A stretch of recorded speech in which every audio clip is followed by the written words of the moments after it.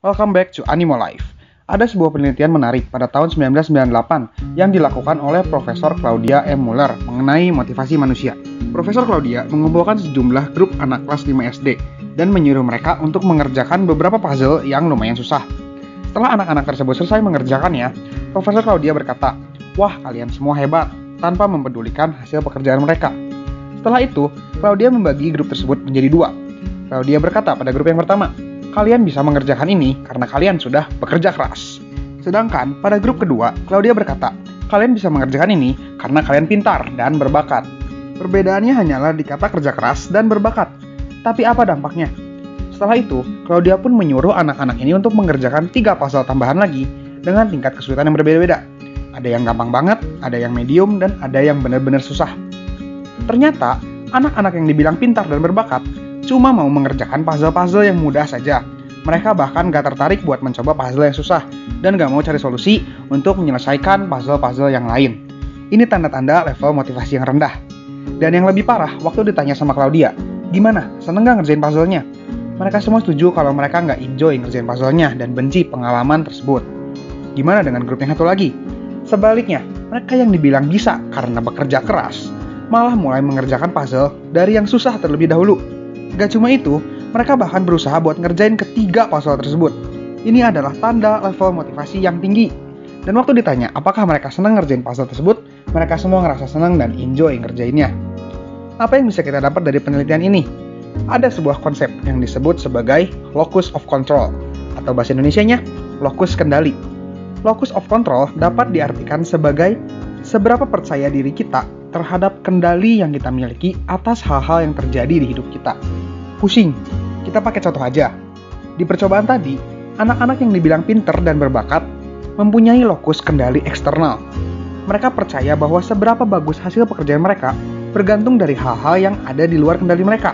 Ya kan, kalian gak bisa ngontrol seberapa pinter atau berbakat kalian.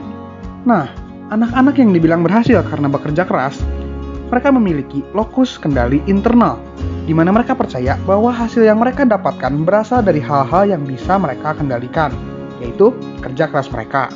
Beda sama tingkat kepintaran dan bakat atau kayak IQ, kerja keras merupakan sesuatu yang bisa kita kendalikan. Kita bisa kendalikan seberapa banyak dan seberapa keras kita mau bekerja. Sudah banyak sekali studi psikologi yang berkata kalau satu-satunya kunci untuk mempertahankan level motivasi yang tinggi adalah dengan memiliki lokus kendali internal. Lu harus percaya kalau lu punya kendali atas apa yang terjadi di hidup lu, dan lu bertanggung jawab atas level motivasi lu sendiri. Kasus nyatanya dapat kita lihat di tempat kerja, sekolah, dan dimanapun kita berada. Ada orang yang gak bisa ngerjain ini itu dengan berbagai alasan. Misalnya mau jadi model, tapi ngerasa kurang tinggi, mau nilainya bagus, tapi kurang pinter, mau berbisnis, tapi katanya lagi corona. Semua itu bukanlah hal-hal yang bisa mereka kontrol. Ini adalah contoh orang-orang yang memiliki lokus kendali eksternal. Hasil jelek yang mereka dapatkan selalu disalahkan kepada hal-hal yang ada di luar kendali mereka. Apakah ini kalian? Silakan judge diri kalian sendiri deh. Terus gimana sih cara kita ngadopsi lokus kendali internal? Cara terbaik untuk mendapatkan lokus kendali internal adalah dengan menyelesaikan masalah-masalah hidup kita dan menghargai kerja keras kita sendiri untuk menyelesaikan hal-hal tersebut.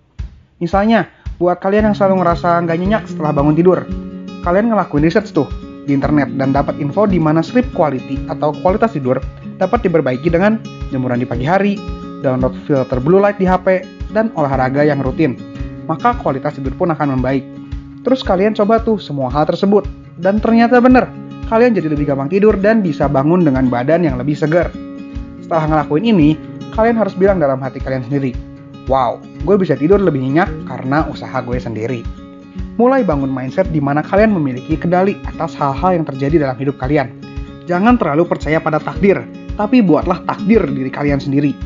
Kalau lu berhasil ngebangun lokus kendali internal, lu nggak akan pernah lagi ngalamin masalah-masalah yang ada hubungannya sama motivasi yang rendah. Terakhir, ada kisah tentang seorang bocah yang selalu dianggap bodoh oleh guru dan teman-temannya. Ia memiliki sindrom yang membuatnya susah untuk berbicara pada waktu ia kecil, dan IQ-nya pun berada di bawah rata-rata anak sebayanya. Namun, karena lokus kendali internalnya, ia berhasil menjadi seseorang yang sangat terkenal di bidang pendidikan, khususnya di bidang fisika. Siapakah dia?